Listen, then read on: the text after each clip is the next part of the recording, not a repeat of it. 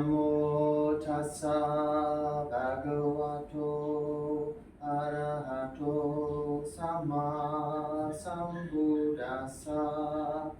Namo tassa bhagavato arahato sama sambuddhassa. Namo tassa bhagavato arahato sama sambuddhassa. Buddhang dhammang sanghang namassami.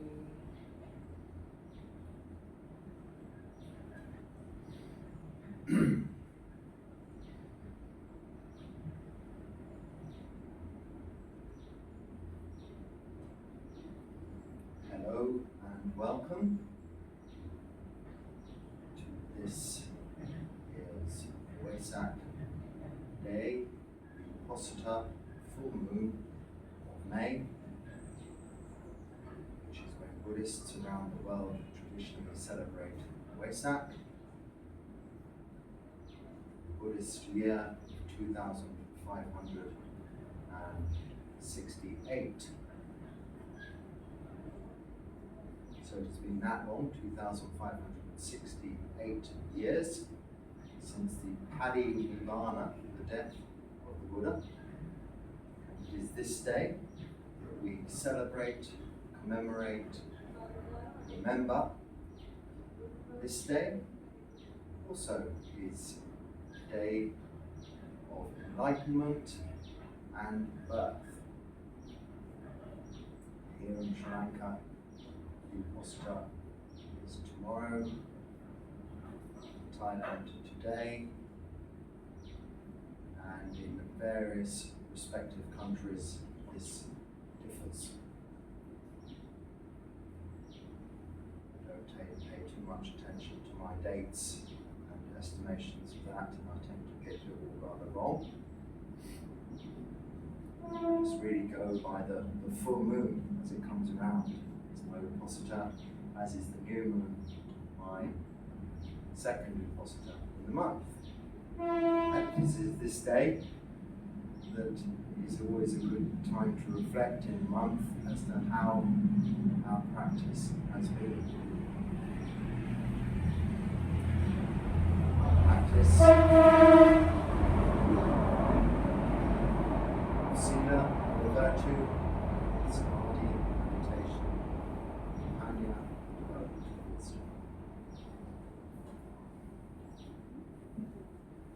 so this Vesak is often referred to as Buddha Day, the day we're commemorating the Buddha's birth, enlightenment and death, his life, really.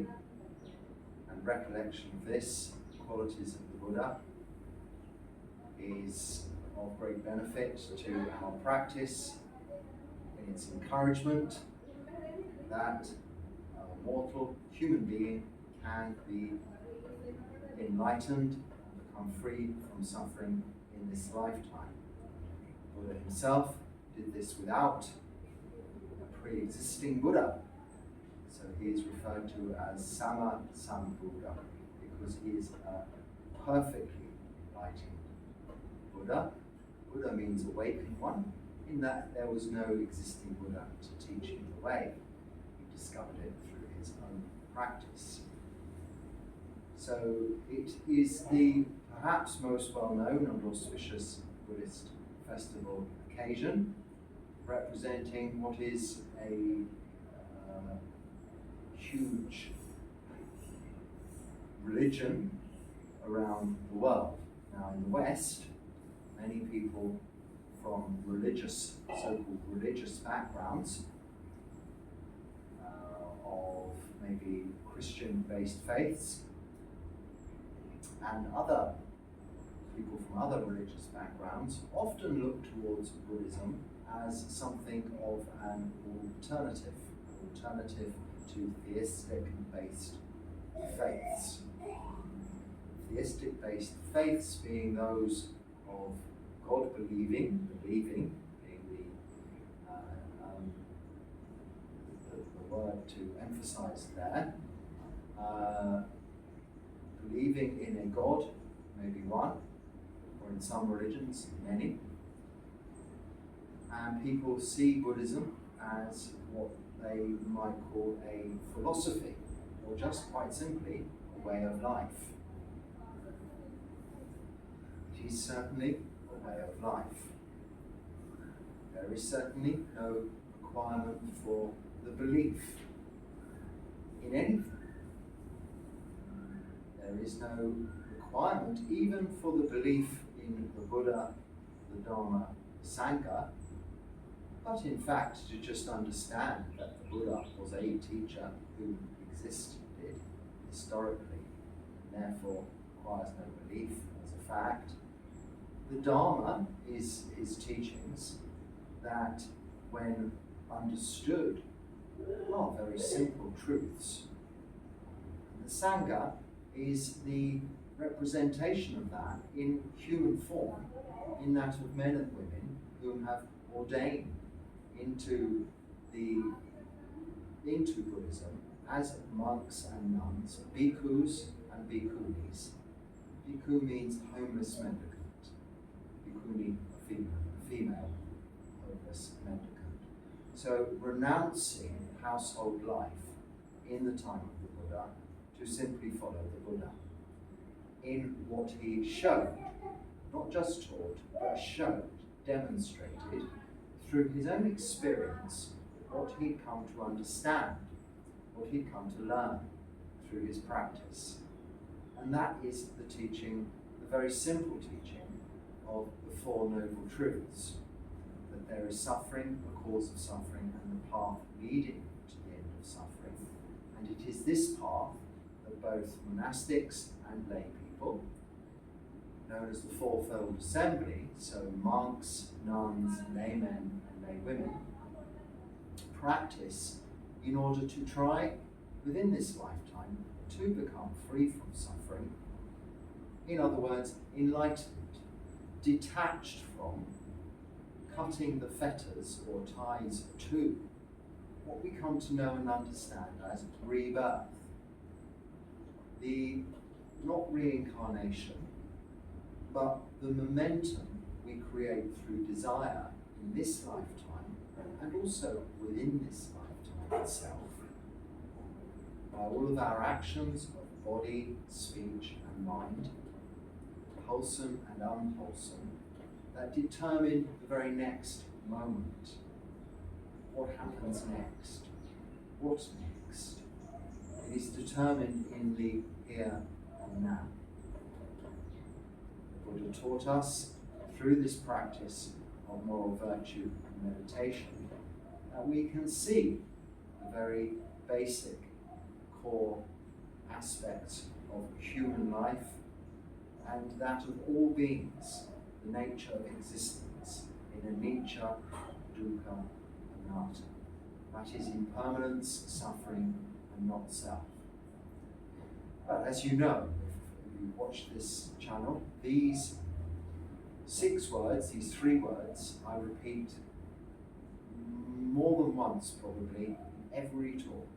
Sila, Samadhi, Panya, the practice, moral virtue, meditation, and wisdom, and anicca, dukkha, anatta, impermanence, suffering, and not self. Because this is the important core teaching of Buddha. Whichever school or tradition, background, culturally or geographically, Buddhism originates in, we share this commonality with our brethren in Buddhism, or sisters in Buddhism. So Buddha Day, Vesak, whichever day it is, today or tomorrow, the Uposatha is celebrated, are by that very nature, as you can see, varying in their structure and their even dates. And this is because what we do in society is we have to, in order for society to get on well and to have evolved developed and one would hope improved since time immemorial, this process of evolution requires a form of convention, a form of communication, a way of describing and interacting with others in order that we can do things, both on our own and together, but perform our duties, our business, our work, our social responsibilities, and conduct our family lives in absolute harmony.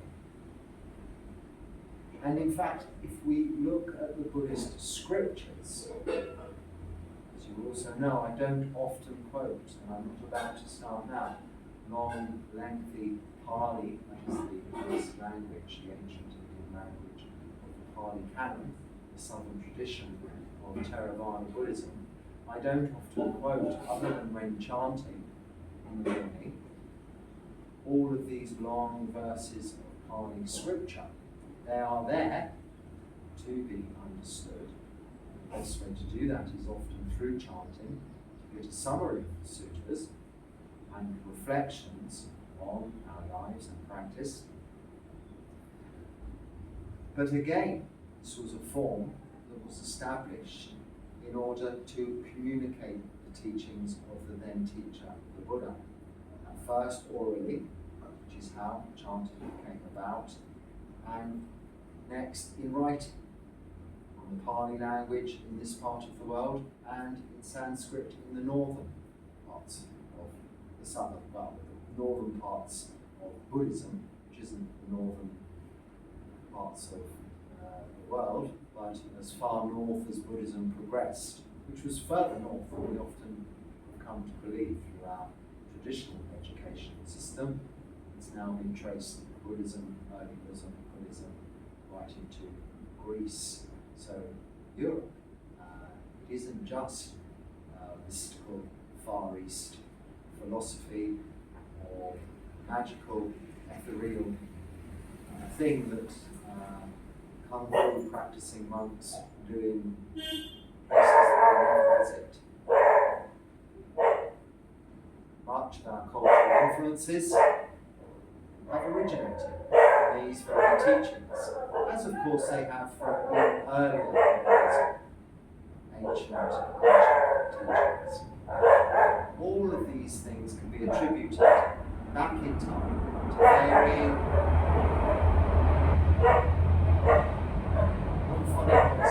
because it's a holiday. So there's cooking going on for the Vesak tomorrow in surrounding places. Trains going by, taking people to and fro. And now the dog is barking.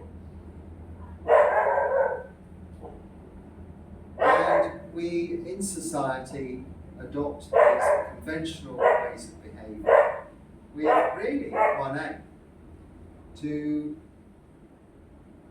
enjoy and maintain comfort and a degree of contentment in our lives, both socially, in our workplaces and family lives, and to interact and behave amongst others in a way that we are helping or being helpful and being kind to one another. That is really the default nature of all beings.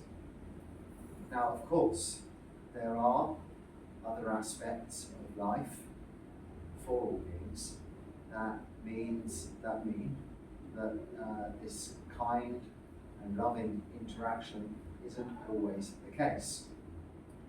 And these are the three words I want to introduce to this talk today, not to replace my usual Sila, Samadhi, Panya and Ichadukkha Anatta, but to really take a parallel place on stage as something we need to bear in mind, something we need to understand as to why we are doing this, why we are doing what we are doing. by that I mean you're watching this particular video, listening to what I have to say. But why? Now, is it purely for a subtle kind of entertainment, something different, something to occupy the senses of seeing, hearing?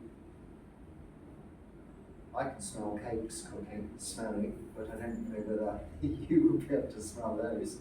I don't think these smartphones have become that smart yet. Feeling and our thoughts, these central aspects of our existence, all we see, hear, smell, taste, touch, and what we think about. This is continually going on.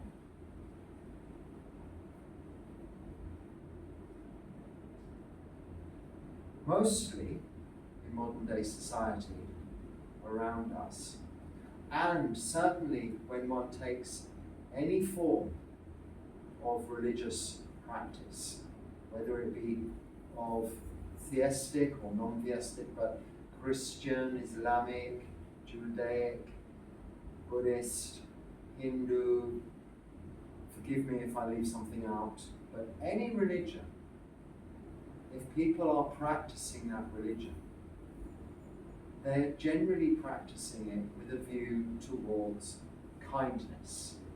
Kindness to all beings. Kindness to our most immediate neighbours, but kindness through our intentions and our thoughts to, in fact, all beings throughout the world. Now, this is the core teaching, really, I believe, of all religions. To be good, which is the sila aspect, moral virtue, and to be kind to others, generosity. Dana in terms of the Pali language, but metta is the term used in Buddhism for loving kindness. Metta. And metta is in Buddhism the first of 4 what we call Brahma Viharas. Now those words interpreted are heavenly abodes. So if you think of it, houses or places where gods, not a god, but gods would live. So dwellings fit for gods. So we're taking, by use of convention, remembering convention, words we need to use to talk about things. So respecting your own gods, when I refer to or God, you respect your own God. When I'm referring to gods, I'm using it as an indication of the highest of high. The 4 Brahma Viharas are that which are abodes that we, through our practice, intend to develop as places of dwelling places. And they are 4-fold in their nature. Metta, meaning loving kindness, karuna, meaning compassion. You'll see from those first 2, they're common in all religions. Mudita, which is joy for others. If you think of it as the opposite to jealousy, it's a good way of understanding it. And upekkha, which is something perhaps a little more unique to Buddhism, which is equanimity. But it's a form of stoicism, not ignoring what's going on around you, but not reacting. But when needing a reaction, when a reaction is required, reacting with what we call mindfulness sati, the recollection of those other Brahma Viharas, as well as other aspects of the Noble Eightfold Path, to react based on that wisdom. So sati, mindfulness, is our behaviour with wisdom, with recollection. In fact, that's literally what the translation of sati is, recollection. we're recollecting our wisdom and then performing all of our actions, body, speech and mind, in accordance with that. Now in Buddhism, if you come from the West and you want to never hear of religion again and treat Buddhism as a way of life, as a philosophy, you can do that. And you can still practice moral virtue meditation and develop wisdom and not refer to religion ever again, but still develop, of course, loving kindness for all beings, compassion, joy for all beings, and this quality of equanimity. These are very much, not so much practices, but qualities we develop through the practice. Now these qualities themselves become exactly as the name describes, heavenly abodes. Because if you imagine yourself in a situation that is not so heavenly, where there is a little discomfort in the atmosphere, maybe some aggression, maybe some unkindness going on, you wouldn't feel anything like living within a heavenly abode. In fact, you would feel quite the opposite, as if living in the hell realms. So although Buddhism doesn't have this one theistic creator God, it doesn't discount, in fact in Buddhist cosmology, has many realms, ranging from the hell realms to the heavenly realms, where there are beings of the nature like angels, we call devas, and like gods, we call Brahmins, living in these heavenly abodes. Now they are, of course, these abodes of compassion, of metta, of loving kindness, of karuna, compassion, of mudita, joy for others, and of upekkha, equanimity. As opposed to those of raga, which is kind of desperate thirst, tanha, passion, wanting, that is a much less attractive, a more competitive and aggressive environment to be within, and can be considered very much more along the lines of the hell realms. So what are these three words? Why are we here? Why are you listening to what I'm saying?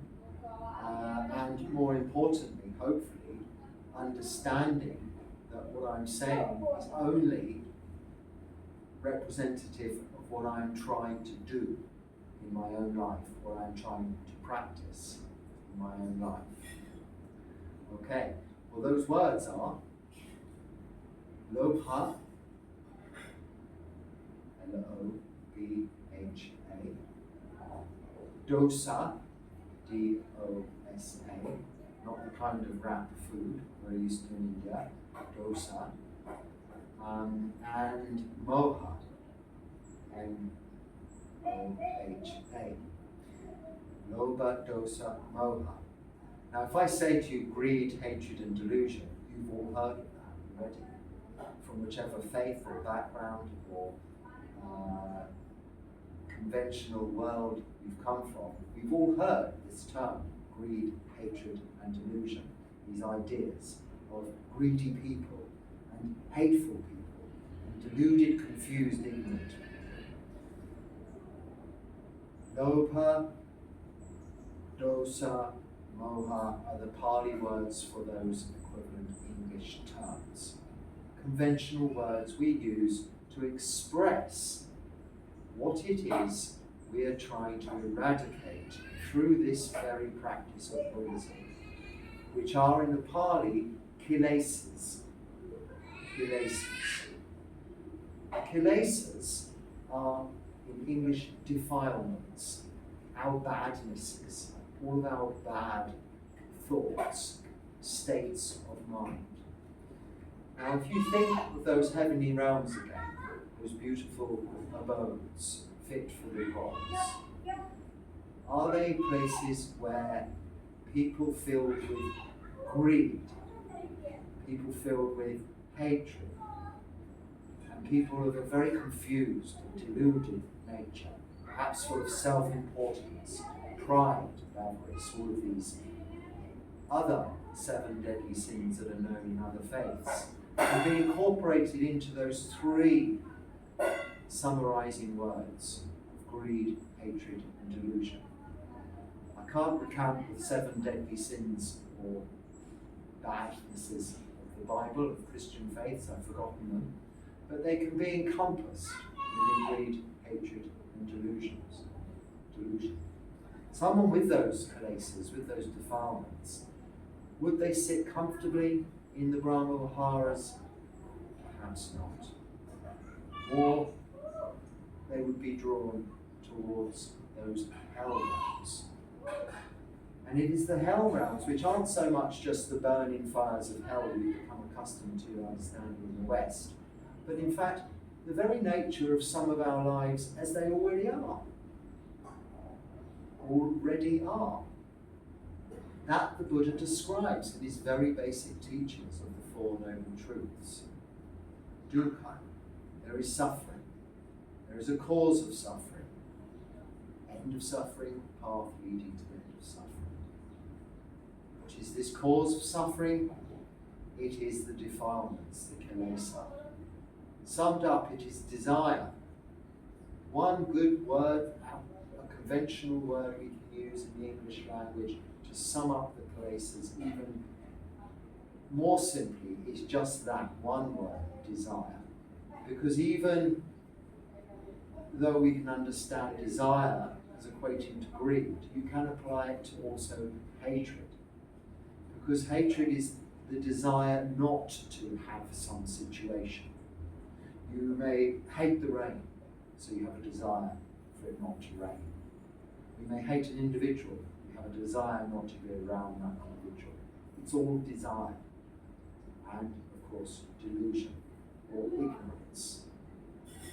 And when we delve into the cause of desire, the cause of suffering, we can go very deeply into the complex structure of how desire arises through Paccita Samuppada, which is the 12 links of dependent origination.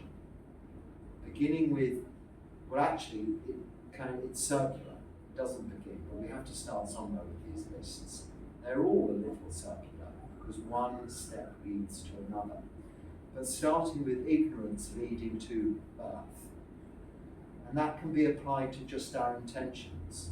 Ignorant intentions, deluded intentions, intentions based on greed, I want more of this, or intentions based on hatred, I don't want this or I don't like that.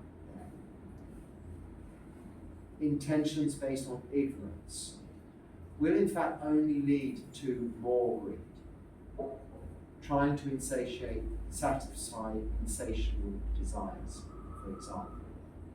An alcoholic trying to get another drink, to think, well, that will sort out the problem, blocking everything that's going out. Or a drug addict doing the same.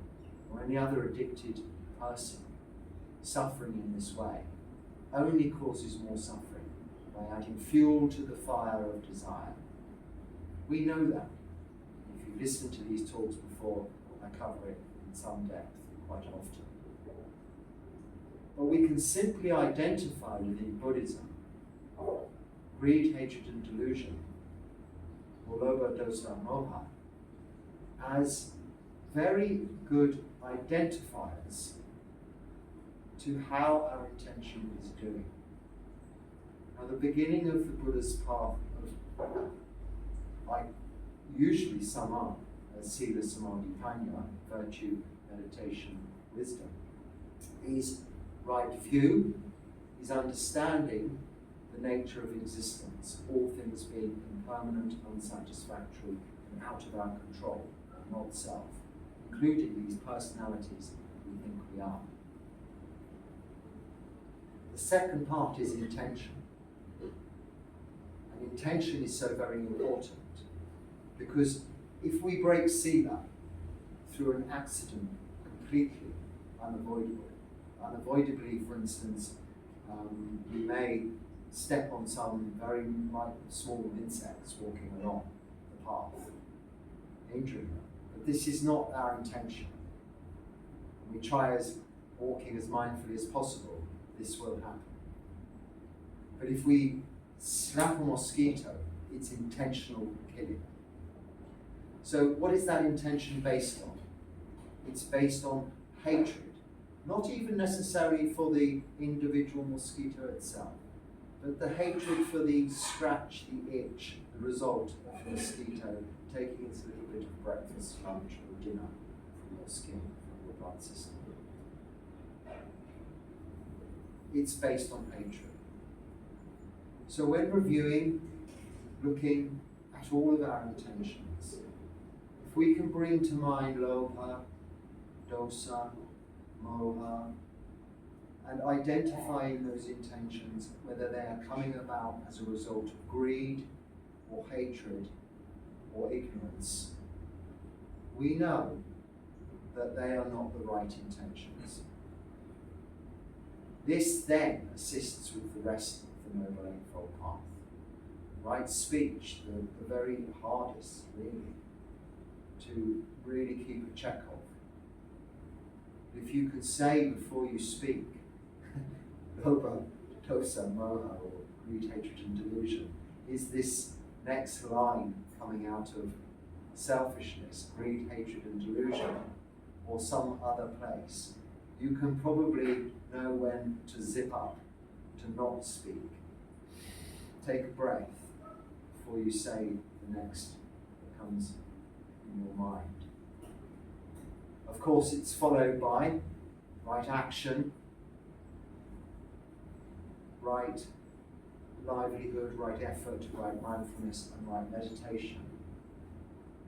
But you can see the significance and the importance of lobha, dosa, moha in how high it comes up in our progress towards becoming a better person. Now, I hope that in answer to the question earlier, that why are you watching this video? Why do you watch other similar things? As opposed to just perhaps watching a movie of some other, very interesting, some movies can be, or some other form of entertainment. Why are you watching what is, in fact, relatively boring by comparison? Some old monk sitting there talking, using funny words about ideas that seem quite removed from everyday life. You're doing it because hopefully you want to become a better person. Why am I living like this? Because I want to become a better person than I was before. It's the truthful answer. With a view to becoming also, which is a bonus, free from suffering in this lifetime. And the way to do that is to cut our ties, fetters, to being reborn. If you're not ready, willing, able, trying to understand and accept the idea of rebirth after this body's physical death, just yet, that is okay. It is something you'll come to understand through this life, through this existence, through anicca dukkha anatta, through impermanence, as each and every emotion or physical feeling disappears, another comes quickly to replace it. This is the motivation. As you satiate, satisfy one desire, more wanting comes up. What is the main question? What is the main thing prominently in our mind at all times? It is, well, what next? If it's not what next, it's trying to control, it's trying to plan what happens next. We want to know the future. We want control. Yet we think we understand anatta, not self, of having no control over either this body or this thinking mind whatsoever. Yet what's our most prominent thought, even when we're eating breakfast? It's about what we're having for lunch. When we're having our lunch, it's about what we're having for dinner. Not in our case, we just have one meal. But it might well be, oh, I hope I'm eating enough to get through the afternoon and the evening's meditation and tomorrow morning's chanting, and then to walk all the way into town tomorrow. I need enough nutritional values, vitamins, minerals in my body. It's planning for the future. And what is that planning out of? Well, it is out of delusion, ignorance, moha. But that's not saying we don't make plans. Of course, practically speaking, plans need to be made. But they need to be made not out of ignorance, but out of panya. Not moha, panya, wisdom. Knowing that they may not come to fruition. But all the efforts we are putting in now are the causes and conditions we are putting in place within this present moment for the next, either the next moment or rebirth into some future realm. Now, do we want this to be into the heavenly realms or to the hell realms? Actually, we don't want rebirth into any realms. We want to attain to nibbana, freedom from rebirth. Just a state which cannot be described by our only form of communication, this convention of language. It cannot be painted, it cannot be represented in any of our forms through sensual appreciation of seeing, hearing, smelling, tasting, and touching. None of those things. It cannot even be imagined through our thinking brains. It is outside of these 5 khandhas, these 5 aspects of our bodily makeup. To sum up, just this physical body and thinking brain is apart from all of that. We call it citta in the Theravada or Thai Forest tradition of Buddhism. It is sometimes translated as mind, but it's more the heart-mind, if you wish. Heart-mind, how do we describe that mind as opposed to the thinking brain? Well, the one way you can look at it is, does your thinking brain fall in love? Probably not. It's probably the part of your thinking process that says you really should not fall in love with this person, or why do you love this person? What falls in love is this heart-mind, for want of a better way of describing it in the English language. Something quite separate from the physical body and the thinking brain. The feelings are there when one falls in love in the physical body. Maybe the butterflies or the beating heart, I don't know, it's been a long time. But the thinking brain has its ideas about the whole aspect of being in love, and even passion and lust and other aspects of relationships. It's all there in the thinking brain. But that which actually experiences it is something entirely different. It's actually somewhere quite separate from this physical body and this thinking brain. But we cannot identify it because we haven't practiced sufficiently to become free from the attachment, the fetters, ties, to this physical body and this thinking brain, to really understand and be just that, the citta.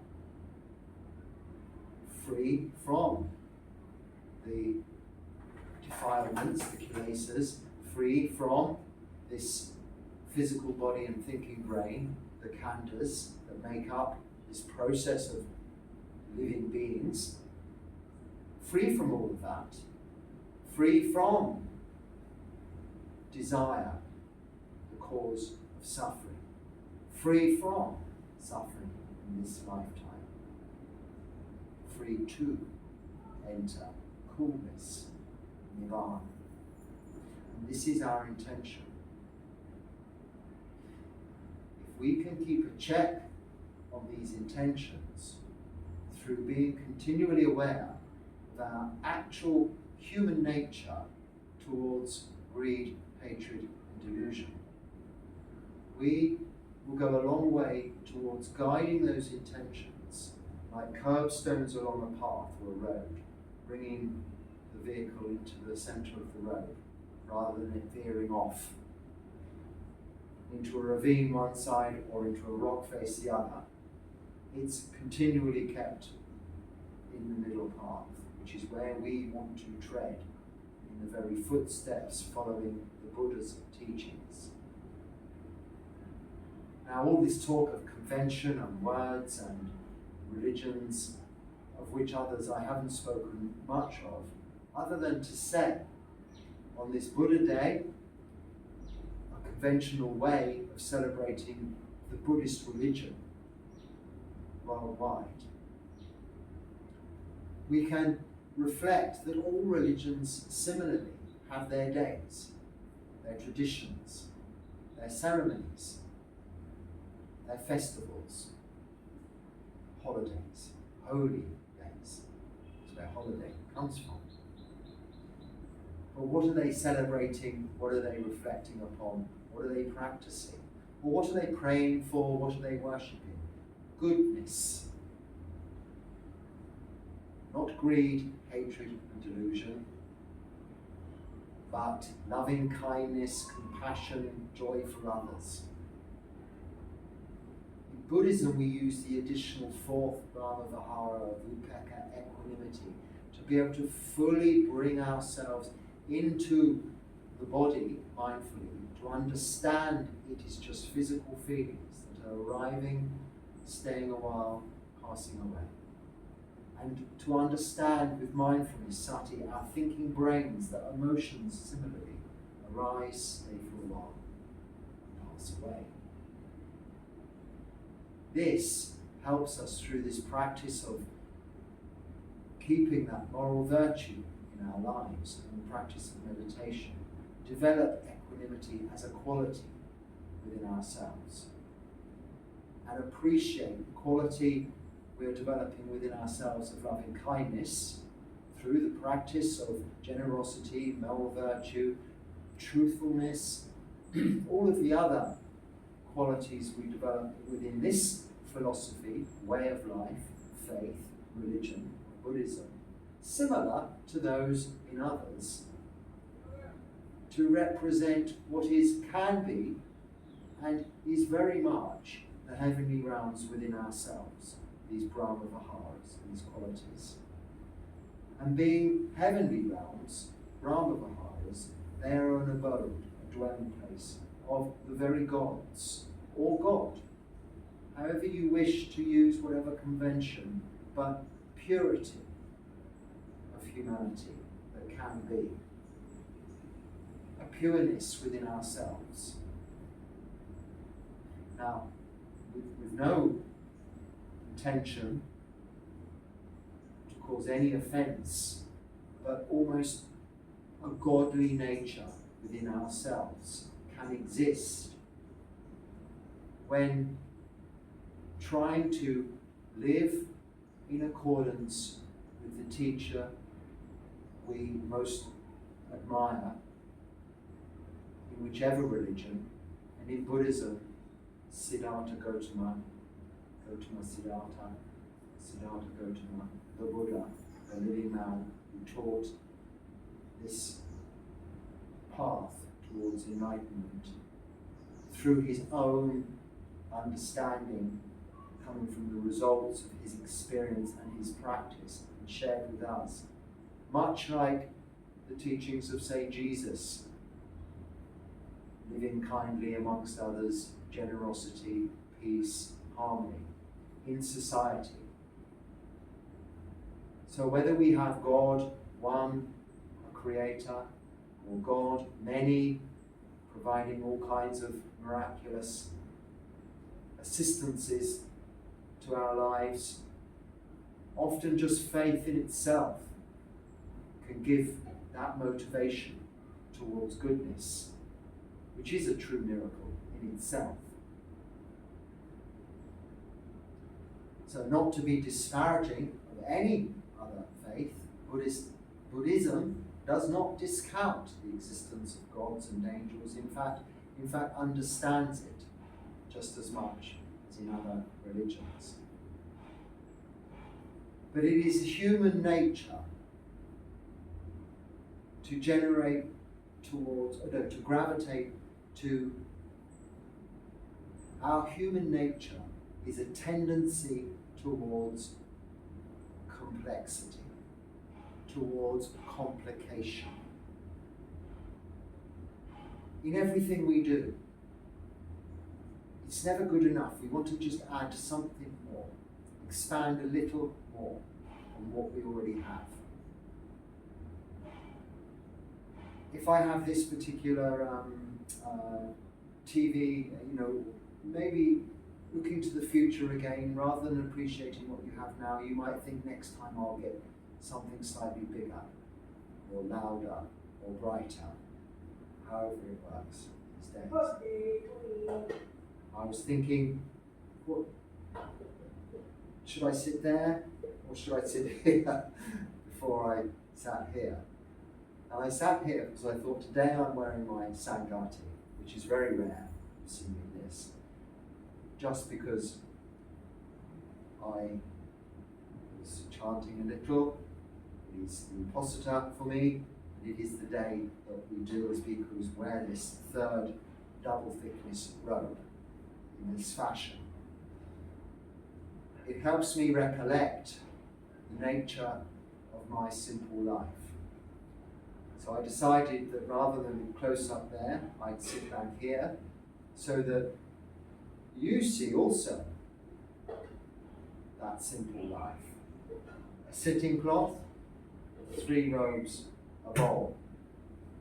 These are the monk's requisites. In fact, not the sitting cloth so much, but the requisites of a monk are just 8. And we live very simply with those needs met of food from the lay folk, that fourfold assembly, lay men and lay women, offered to us. In my case, each and every day, I go with this bowl to collect it in the village and the town. Our robes, again, which are offered to us, shelter here, which is provided for me, and any medicine we require, similarly, that is provided. As you do also, support me in that way, sometimes by donating little money by whatever way that is available through this platform. But that assists with my continuance of providing this sharing of my experience. So today I wanted to share with you the full picture of this simple environment. But what that represents is the other side of Buddhism, monastic life. But it doesn't mean that in lay life everyone has to live as simply as that. But one can use those 3 words I'm introducing to these talks today, that will come up more often, representing the kilesas of lopa, dosa, moha, to understand the basis of all of our intentions, which are going to be the causes and conditions for what happens next. So rather than asking ourselves what next, rather than praying or hoping or worshipping something to enable what next, if we're unable to let go of this attachment we have to the idea of what next, the preliminary stages to that letting go of what next is simply basing all of our intentions in this present moment, here and now, of our actions of body, speech and mind on good intentions. That simple check, greed, hatred and delusion. Or is it loving kindness, compassion, and joy for others. These are the simple questions we can quietly ask ourselves in recollection, in reflection, but throughout all of our daily activities, which is recollection, which is also mindfulness based on wisdom. Sati is mindfulness with the wisdom to ensure all of our actions of body, speech and mind are wholesome in their nature, to assist others, to not offend, to be kind. Beginning with ourselves to develop these wonderful qualities of metta, karuna, mudita, upekka, brahma viharas within ourselves as those heavenly abodes, appreciating this God, for want of a better convention, this purity, this wonder that is within us all already at our heart mind, within our chitta, which is continually being pulled and thrust around by its ties, the fetters we call, the kilesas, continually dragged back away from the present moment, back into the past with regret, or into the future with dread, based on memories and based on just imagination, the thinking brain. But that is the attachment, these are the fetters, these are the ties that in Buddhism we learn to cut. Not only trim, but pull out, eradicate, break at the roots. Because once this truth is seen experientially by yourself, it cannot be unseen. It cannot be unexperienced. It's happened. It is the truth. It is within your knowledge. You know. The chitta is free. This is enlightenment. This is freedom from suffering in this lifetime. This is where we are heading towards on the path, happily, towards Nibbana.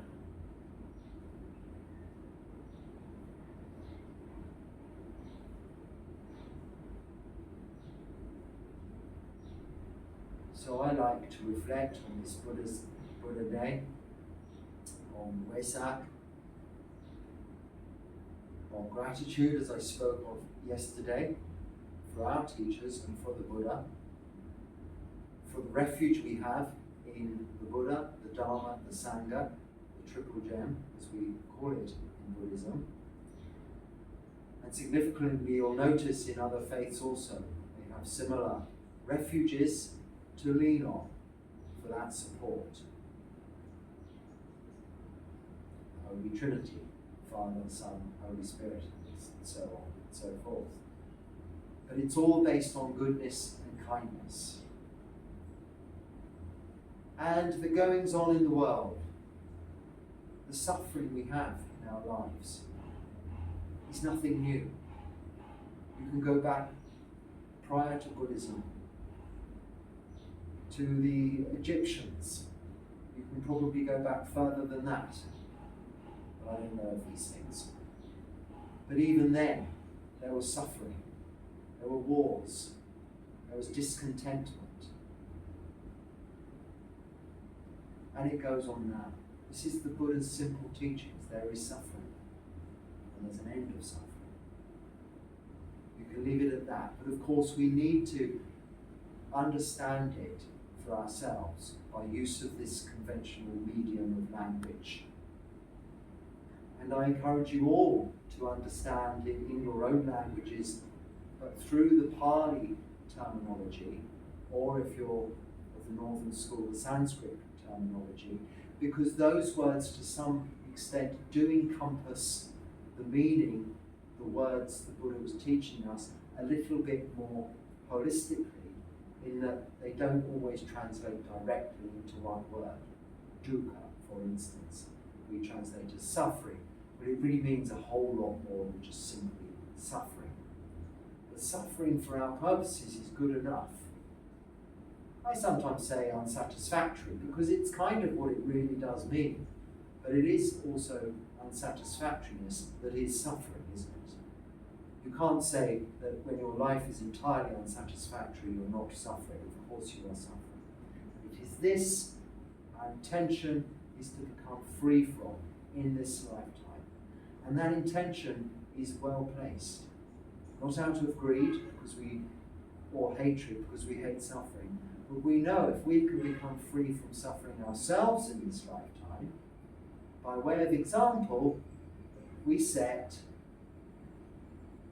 for others the ability also to become free from suffering in this lifetime. And what better gift of generosity, dharma, can we give than that? So I think I've spoken enough for today. And as I'm dressed for the occasion, I will finish this talk with my usual words that if there's something of use there, please use it. If not, then just let it go.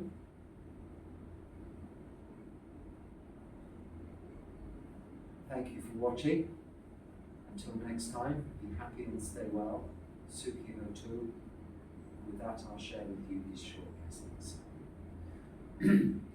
Sabitiyo vipajantu sabaroko vinyasatu mate bhavatavantarayo sukhi digayuko bhavam abhivadana silisani chamuda pachayino chataro dhamma vadanti ayuano sukham param bhavatu sabha mangalam ragantu sabha devata sabha buddha nupavena sada soti bhavantu te bhavatu sabha mangalam ragantu sabha devata sabha dhamma nupavena sada soti bhavantu te bhavatu sabha mangalam ragantu sabha devata sabha sangha nubhavena sada soti bhavantu te sadhu sadhu sadhu.